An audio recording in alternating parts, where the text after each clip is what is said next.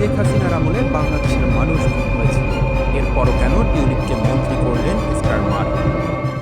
মীর আহমেদ বিন কাসেমের জীবনের একটি দুঃখজনক ইতিহাস।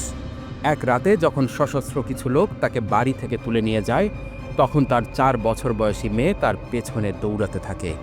হাতে নিয়ে আসছিল তার বাবার জুতো। ছোট্ট মেয়েটি বুঝতে পারেনি তার বাবা কোথায় যাচ্ছে। সেই রাত থেকে মীর আহমেদ বিন কাসেমকে আটকে রাখা হয়। তার হাত এবং চোখ বাঁধা ছিল, অথচ তিনি জানেন না কোথায় ছিলেন, কেন তাকে আটকানো হয়েছিল।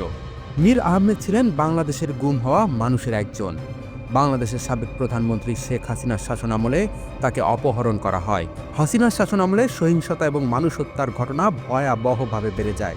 এই হত্যাযজ্ঞের শিকার হয়েছিলেন বহু মানুষ, তাদের মধ্যে মীর আহমেদও ছিল। লেবার পার্টির এমপি টিউলিপ সিদ্দিকীর খালা শেখ হাসিনা এর সঙ্গে যুক্ত ছিলেন। গত সপ্তাহে টিউলিপ সিদ্দিক দুর্নীতি সংক্রান্ত অভিযোগে প্রধানমন্ত্রী কিয়ার স্টারমারের দুর্নীতি প্রতিরোধ মন্ত্রী পদ থেকে পদত্যাগ করেছেন, যদিও তিনি অভিযোগ অস্বীকার করেছেন। টিউলিপের বিরুদ্ধে অভিযোগ, তার পরিবারের সদস্যরা বাংলাদেশের অবকাঠামোগত খাতে ৩৯০ কোটি পাউন্ড আত্মসাৎ করেছেন এবং তার খালার সঙ্গে সংশ্লিষ্ট ব্যক্তিদের সম্পত্তি ব্যবহার করেছেন। কিন্তু প্রশ্ন উঠেছে, কেন এতদিন ধরে এই অভিযোগগুলো নিয়ে স্টারমার বা লেবার পার্টি কোনো ব্যবস্থা নেননি? 2016 সালে বিন কাসেমের গুম হওয়ার ঘটনা প্রকাশিত হয়েছিল, কেন এখন পর্যন্ত এই ব্যাপারে কোনো পদক্ষেপ নেওয়া হয়নি? অনুসন্ধানী সাংবাদিক ডেভিড বার্গম্যানের মতে, লেবার পার্টির উচিত ছিল বহু আগে টিউলিপ সিদ্দিকীর পরিবার এবং বাংলাদেশের আওয়ামী লীগ সরকার সম্পর্কে উদ্বেগ প্রকাশ করা, বিশেষত বাংলাদেশে জোর করে গুম হওয়া ব্যক্তিদের প্রতি টিউলিপের নির্লিপ্ততা এবং আওয়ামী লীগের সঙ্গে তার সম্পর্ক নিয়ে প্রশ্ন উঠেছে।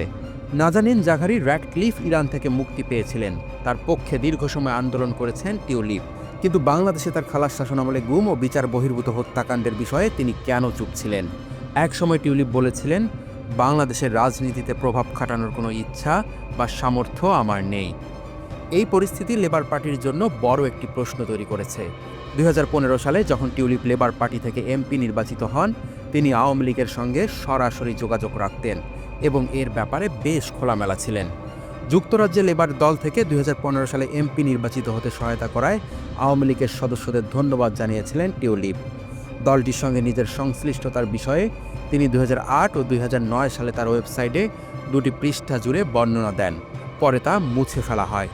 এমনকি তিনি বিবিসির মতো আন্তর্জাতিক সংবাদ মাধ্যমে এসে আওয়ামী লীগের পক্ষে কথা বলেছেন।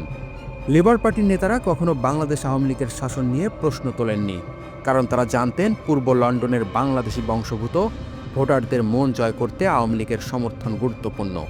তবে কিয়ার স্টারমার ও টিউলিপের পরিবারের সম্পর্কের বিষয়টি এখন লেবার পার্টির জন্য একটি বড় পরীক্ষা হয়ে দাঁড়িয়েছে। টিউলিপের বিরুদ্ধে দুর্নীতির অভিযোগ তদন্ত চললেও লেবার পার্টির মধ্যে এখনও অনেকেই মনে করেন স্টারমারকে এমন পদক্ষেপের জন্য আরও সতর্ক থাকতে হবে, কেননা দলের অভ্যন্তরে এবং ব্রিটেনের বাংলাদেশি বংশোদ্ভূতদের মাঝে বিষয়টি নিয়ে উদ্বেগ অনেক বেড়ে গেছে। বাংলাদেশে হাসিনা সরকারের পতনের পর মীর আহমেদ বিন কাসেম তার 2 মেয়েকে আবারও ফিরে পেয়েছেন, তবে দীর্ঘ 8 বছর পর।